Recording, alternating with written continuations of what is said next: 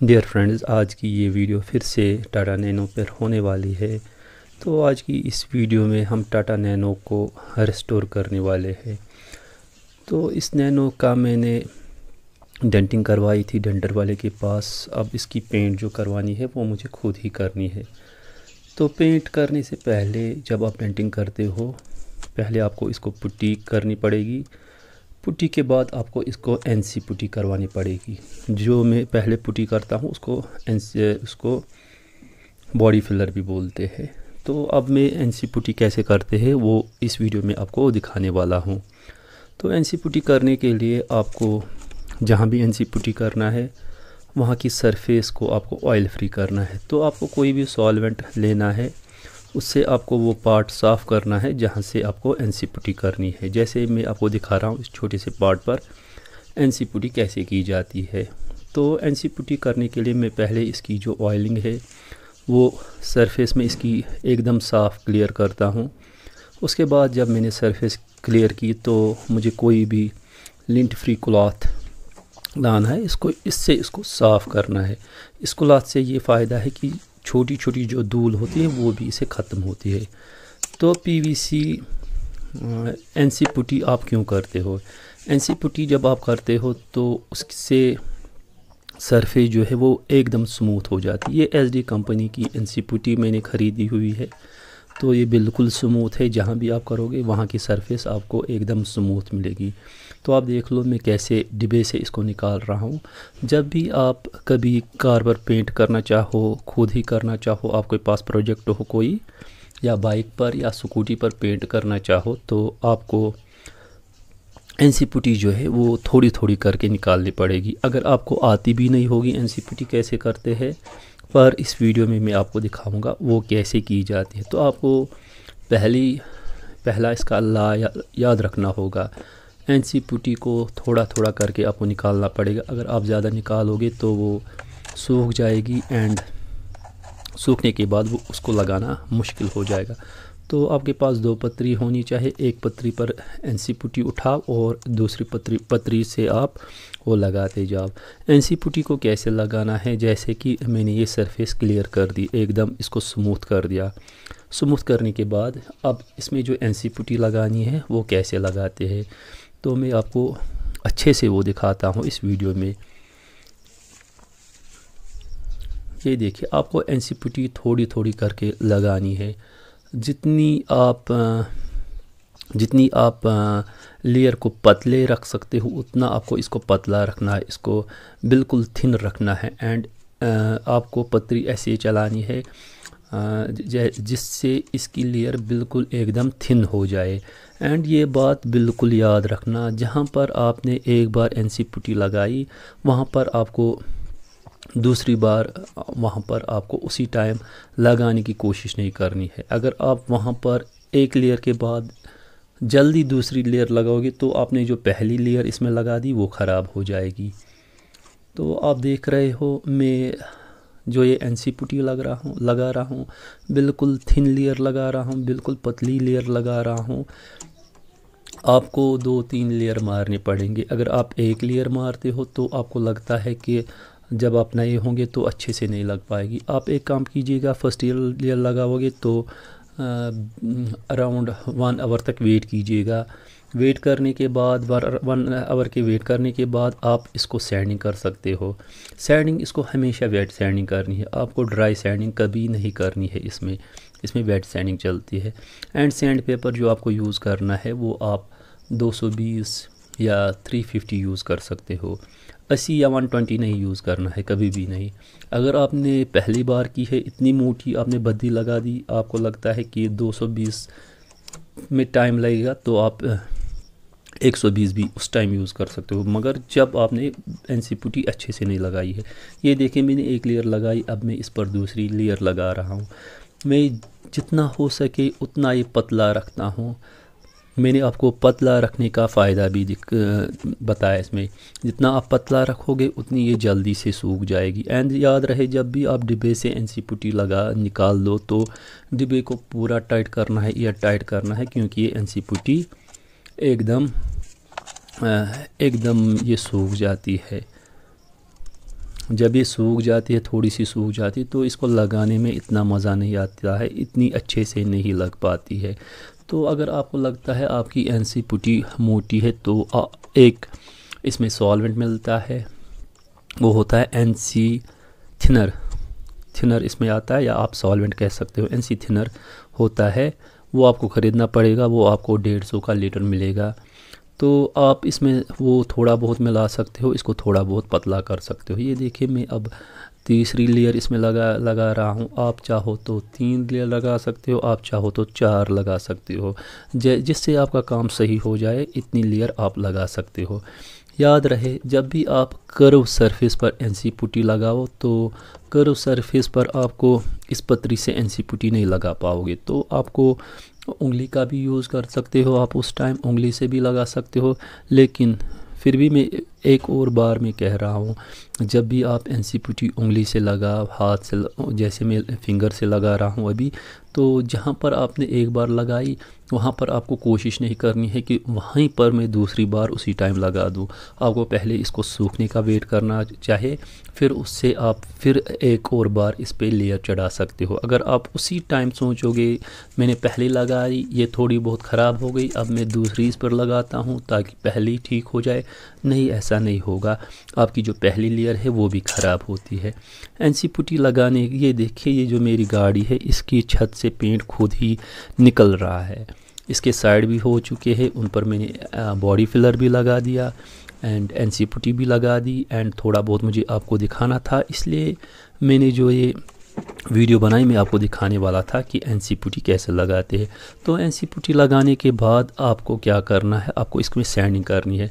तो मैं आपको फेंडर निकाल के ही दिखाता हूँ, ऐसे आपको अच्छे से समझ आएगा। ये मैंने फेंडर निकाल दिया, अब मैं इसमें सैंडिंग करता हूँ। मैंने पहले ही थोड़ी बहुत इसमें सैंडिंग करके रखी है, आपको दिखाने के लिए एक और बार मैं सैंडिंग कर रहा हूँ। ये जो मैं अभी सैंड पेपर यूज़ कर रहा हूँ, ये 360 नंबर का सैंड पेपर है। सैंडिंग जब करते हो आप तो जाहिर है कि आपके नाखून में दर्द होने लगेगा। तो उस दर्द से बचने के लिए आप कोई सैंडिंग ब्लॉक ख़रीद सकते हो मार्केट से, रबर वाला सैंडिंग ब्लॉक। अगर आप ऑनलाइन ख़रीदते हो तो ये 200 के आसपास या 300 में मिलेगा आपको। तो उससे आपके जो नाखून है उसमें दर्द नहीं होगा, क्योंकि आपको आदत नहीं होगी सैंडिंग करने की। तो मैं ज़्यादा सैंडिंग मैंने इसी ब्लॉक से की है। एंड इस ब्लॉक से सैंडिंग करने का एक और फ़ायदा है कि बीच में जब आप उंगली से सैंडिंग करते हो बीच में गड्ढे बन जाते हैं, छोटे छोटे गड्ढे बन जाए, वो आपको दिखाई नहीं देंगे। जब आप पेंट करोगे उसी टाइम आपको वो नज़र आएंगे, तो वो गड्ढे भी नहीं बनेंगे। तो आप देख सकते हो मैं इसको सैंडिंग कर रहा हूँ, लेकिन सैंडिंग वेट सैंडिंग इसमें करनी है। एनसी पुटी में हमेशा वेट सैंडिंग करनी है, जितनी हो सके आपको सैंडिंग करनी है, अच्छे से सैंडिंग करनी चाहे आपको। एंड कोई भी स्क्रैच नज़र नहीं आना चाहिए। अगर कोई स्क्रैच इसमें दिखाई दिया तो आप वो स्क्रैच को फिर से एनसी पुटी से भर दीजिए एंड फिर से सैंडिंग कीजिए। तो मेरा जो फेंडर है मैं नीचे देख रहा हूँ, इसका जो नीचे वाला पार्ट है वो थोड़ा सा बेंड हुआ, तो मैं अब इसको प्लास से ठीक करूँगा। ये दिखेगा भी नहीं, तो आपको इसको अच्छे से भी, मतलब आपको इसको बिल्कुल प्रोफेशनल लुक भी नहीं चाहिए, तो ये वैसे भी गाड़ी के नीचे रहेगा एंड कभी दिखेगा भी नहीं। तो इसको मैं प्लास से ही थोड़ा बहुत सीधा करता हूँ।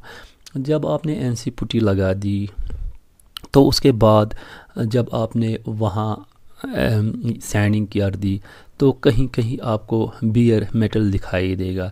जहाँ भी आपको बियर मेटल दिखाई देगा उसको कैसे ट्रीट करना है वो भी मैं इस वीडियो में आपको बताने वाला हूँ। ये देखें, मैं इसको ज़रा सा सीधा करने वाला हूँ ताकि ये थोड़ा बहुत दिखने में भी ठीक हो जाए एंड वैसे दिखने वाला भी नहीं। मैंने आपको पहले, क्योंकि ये गाड़ी के बॉर्डर के नीचे रहता है, तो मैंने सोचा था कि मैं बाज़ार यानी मैं बाहर से इसकी डेंटिंग एंड इसकी पेंटिंग भी बाहर से करवाता हूँ। तो मैंने जब इसकी बाहर डेंटिंग करवा दी तो डेंटिंग करने में मुझे 3000 खर्चा आ गया इसका, पूरी डेंटिंग। मगर डेंटर वाले ने थोड़ा बहुत काम भी बिगाड़ दिया, क्योंकि उसने खिड़की में थोड़े बहुत सुराख कर दिए थे। वहाँ से खिड़की के अंदर जो गाड़ी का डोर है उसके अंदर से सुराख कर दिए, वहाँ से कुछ पेचकस भरा था एंड डेंटिंग कर दी थी, तो वो सही तरीका नहीं था। तो उसने थोड़ा बहुत ख़राब कर दिया। फिर मैंने पेंटर के पास गया, उसको मैंने बोला इस गाड़ी को पेंट करना है। जब उसने पेंट की क्वालिटी देखी जो इसका पहला वाला पेंट था, चलो मैं आपको ये बाद में, पहले मैं आपको दिखाता हूँ। ये देखिए बियर मेटल जो है वो मैं दिखा रहा हूँ आपको। जहाँ भी बियर मेटल है आपको उसको क्या करना चाहिए, कैसे ट्रीट करना चाहिए, वो मैं आपको बताता हूँ। अगर आप बियर मेटल पर सरफेसर करते हो तो सरफेसर बियर मेटल से नहीं चिपकेगा, वो बाद में या तो बाद में उखड़ेगा या फिर उसी टाइम वो ख़राब हो जाएगा। तो मैं पहले इसको ऑयल फ्री कर देता हूँ। इसकी ऑयलिंग जैसे कि ये थोड़ा बहुत हल्का सा सॉल्वेंट है, इससे मैं इसको साफ़ करूँगा ताकि वहाँ पर अगर कोई ऑयल हो तो वो ना रह जाए वहाँ। अगर आप सैंडिंग करते हो, कुछ वेट सैंडिंग इसमें करते हो, आपको वेट सैंडिंग करने के टाइम आपको पानी में कुछ डिटर्जेंट मिलाना पड़ेगा। डिटर्जेंट मिलाने से वो जो ऑयल होगा बॉडी पर, थोड़ा बहुत गंदगी होगी, वो बिल्कुल एकदम ठीक हो जाएगी एंड सैंडिंग भी अच्छी हो जाएगी। ये मैं फिर से लिंट फ्री क्लॉथ जो मेरा है उसी से इसको और सफाई करने वाला हूँ, ताकि इस पे जो मैं पेंट करूँ ये वो बिल्कुल पेंट के नीचे डस्ट पार्टिकल ना रहे। थोड़े बहुत आपके पेंट के नीचे डस्ट पार्टिकल रहते हैं, वो आपको आँख से नहीं दिखाई देंगे, वो इतने छोटे हैं, जब उस पर सनलाइट पड़ती है तो फिर वो दिखाई देते हैं। तो मैं इसमें रेड ऑक्साइड जो कि गाड़ी का ही प्राइमर होता है, ये आपको कुछ 300 के आसपास 1 लीटर मिलेगा, मगर आपको 1 लीटर ख़रीदने की ज़रूरत नहीं पड़ेगी। आपको अगर अपनी गाड़ी के लिए करना है या छोटा डेंट होगा बाइक पे या स्कूटी पे, छोटा सा डेंट होगा तो आधा लीटर काफ़ी है। आधा लीटर बहुत ज़्यादा, काफ़ी से भी ज़्यादा है। ये जो रेड ऑक्साइड प्राइमर होता है, इसके साथ आप कुछ जो थिनर आपको मिक्स करना है वो थिनर जैसे आप घर के पेंट में थिनर यूज़ करते हो वही थिनर इसमें भी यूज़ होता है। इसमें वो एनसी वाला थिनर यूज़ नहीं करना है, या आप करोगे भी तो कोई हर्ज नहीं है, वो जल्दी सूख जाती है। ये देखिए मैं कॉटन कपड़े से ये जो प्राइमर है वो लगा रहा हूँ। जितनी हो सके मैं उतना इसको पतला रखता हूँ, ताकि जब मैं इस पर सरफेसर करूं तो नीचे इसका जो प्राइमर जो है नीचे वो दिखे ना सरफेसर के ऊपर से। सरफेसर की जो सरफेस जब सरफेसर करते हैं, सरफेसर में फिनिश आ जाती है तो नीचे से ये नहीं दिखना चाहिए, उठा हुआ नहीं होना चाहिए नीचे से। इतना आपको प्राइमर पतला करना है। मैंने आपको बोला है जहाँ भी बियर मेटल हो, जहाँ भी बियर मेटल जैसे मैंने सैंडिंग कर दी तो कहीं कहीं बियर मेटल रह जाता है। अगर आपको बियर मेटल नहीं चाहिए, आप बियर मेटल ख़त्म करना चाहते हो तो आपको पुट्टी ज़्यादा लगानी पड़ेगी। पुट्टी लगाने से फिर क्या होगा, पुट्टी अगर आप ज़्यादा लगाते हो तो लास्ट में वो 1 साल के बाद या 6 महीने के बाद फट जाते हैं एंड उसका कलर जो है वो भी अच्छा नहीं दिखता है। तो इसलिए मैं अब एक और पुट्टी नहीं इसमें लगा दूंगा, इसमें मैं प्राइमर ही कर दूंगा। अब मैं जो प्राइमर किसी भी कॉटन क्लॉथ से, आप सॉफ्ट क्लॉथ से प्राइमर लगा सकते हो, या आप अगर चाहो तो इस प्राइमर को गन से भी लगा सकते हो। अगर आप गन से लगाते हो इस प्राइमर को तो उसकी क्वालिटी बहुत ही ज़्यादा बढ़िया होने वाली है, क्योंकि मैंने इस पे एनसी पुट्टी अच्छे से कर दी थी। अब मुझे कहीं कहीं पर मुझे बियर मेटल नज़र आ रहा था तो मैंने सोचा कि चलो वहीं खाली में वहीं प्राइमर लगाता हूँ सिर्फ हाथ से। अगर मैं गन से लगाता तो प्राइमर इधर उधर जाता, तो हर एक हिस्से पर मुझे प्राइमर करना था। जब भी अब मैं लगाने वाला हूँ इसमें सरफेसर। तो सरफेसर के लिए आपको जो प्रेशर चाहिए वो कुछ 60 PSI का प्रेशर आपको चाहिए। मैं प्रेशर सेट कर रहा हूँ। प्रेशर आपको सेट कैसे करना है, गन को बिल्कुल आपको गन से हवा छोड़नी है एंड फिर प्रेशर देखना है। जब आप गन से हवा छोड़ोगे तो प्रेशर ड्रॉप होना चाहिए 60 के नीचे प्रेशर ड्रॉप नहीं होना चाहिए, तो वो सेट होगा। तो अब मैं इसको फिर से साफ़ कर दूँ, जितना हो सके इसको मैं साफ़ करता हूँ इसी क्लॉथ से। ये जो क्लॉथ है थोड़ा सा महंगा आता है, 300 का इतना सा छोटा सा क्लॉथ मुझे मिल गया। मगर इस क्लॉथ में जो खसूसियत है, जब आप किसी और क्लॉथ से इसको साफ़ करने लगोगे तो नीचे जो धूल बैठती है ना, छोटी छोटी धूल, वो आपको बिल्कुल नज़र आएगी, वो नहीं उठती है। वो खाली इस क्लॉथ से वो धूल उठती है। ये थोड़ा बहुत धूल को अपने अंदर खींच लेता है। जब इससे हम पोंछते तो धूल इसके अंदर आ जाती है। ये अब मैं सरफेसर लगा रहा हूँ। सरफेसर पेंट से पहले क्यों लगाना है? सरफेसर को भी आपको पतला करना पड़ेगा। वो एनसी थिनर जो है, एनसी सॉल्वेंट जो है, उसी से आपको इसको थिन करना। Nitrocellulose, NC means nitrocellulose solvent, उसी से आपको इसको थिन करना है। सरफेसर को याद रखिए, आपको थोड़ा सा इसको थिन ही रखना पड़ेगा पेंट के मुकाबले, क्योंकि सरफेसर जो है जल्दी सूख जाता है। ये मैं इसको बिल्कुल स्टायर कर रहा हूँ। आपको अच्छे से मिक्स करना है, जितना आपको पतला चाहे उतना आपको पतला करना है।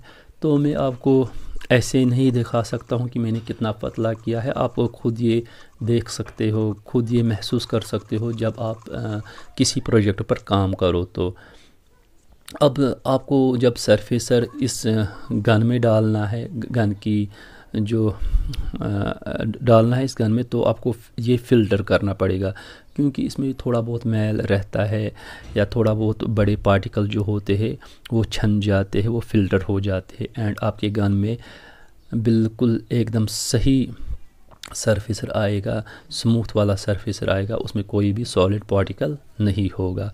तो आप जैसे मैं करता हूँ वैसे बिल्कुल आपको ऐसे ही करना है। तो हम सरफेसर क्यों करते हैं? सरफेसर का पहला काम है सरफेसर का कि इससे जो पेंट की फिनिश होती है, बाद में आप इस पर पेंट करते हो, वो बिल्कुल एकदम फिनिश में होता है। दूसरा, जब मेरी गाड़ी वाइट कलर की है तो मैंने इसमें वाइट कलर का सरफेसर किया है। अब मुझे पेंट इतना नहीं लगेगा, पेंट मुझे बिल्कुल कम लगेगा। तीसरा, जब आप सरफेसर लगाते हो तो बॉडी का जो आपने पहले बॉडी तैयार कर दी, इसकी सरफेस तैयार कर दी पेंट के लिए, इसको फिनिश कर दिया, तो कहीं कहीं पर कुछ चूक रह जाती है, वहाँ से पेंट उखड़ जाता है, कुछ वहाँ पर ख़राबी हो जाती है, वो रहती है। तो सरफेसर लगाने के बाद आपको पता चलेगा कि ख़राबी कहाँ है। जहाँ भी ख़राबी होगी तो आप वहाँ इसको टचअप कर सकते हो, ठीक कर सकते हो। सरफेसर का मैंने आपको पहले ही बता दिया, सरफेसर थोड़ा सा थिन रखना है, एंड इसका प्रेशर जो रखना है आपको वो टैंकी में 60 psi तक होना चाहिए। फिर जब आप सरफेसर करने लगोगे आपको खुद ही अंदाज़ा हो जाएगा प्रेशर कम करना है, प्रेशर ज़्यादा करना है, कैसा प्रेशर रखना है, वो आपको अंदाज़ा हो जाएगा। जैसे मैं कर रहा हूँ सरफेसर वैसे ही आपको करना है। पहले जो एजेस होती है गाड़ी, जहाँ भी आपको जब भी गाड़ी पर पेंट करना हो, चाहे स्कूटी पर पेंट करना है, आपको एजेस पर पेंट करना पड़ेगा। एजेस पर जो पेंट होता है वो थोड़ा सा मोटा करना पड़ेगा, क्योंकि पेंट जब उखड़ेगा तो एजेस पर ही उखड़ेगा। ये देखिए, जब मैं पेंट कर रहा हूँ मैंने जो इस पर पुट्टी कर दी एंड इस पर जो प्राइमर कर दी, उसको छुपाने के लिए मैं सरफेसर कर रहा हूँ। सरफेसर करने के बाद मुझे ये पता चलेगा कि जो मैंने पेंट के लिए सरफेस तैयार कर दी वो ठीक है कि नहीं, उसमें कोई ख़राबी तो नहीं, कहीं पर कुछ हो पेंट ख़राब, सरफेसर ख़राब तो नहीं हो रहा है। सरफेसर लगाने के बाद आप 1 दिन या 2 दिन छोड़ दीजिए गाड़ी को।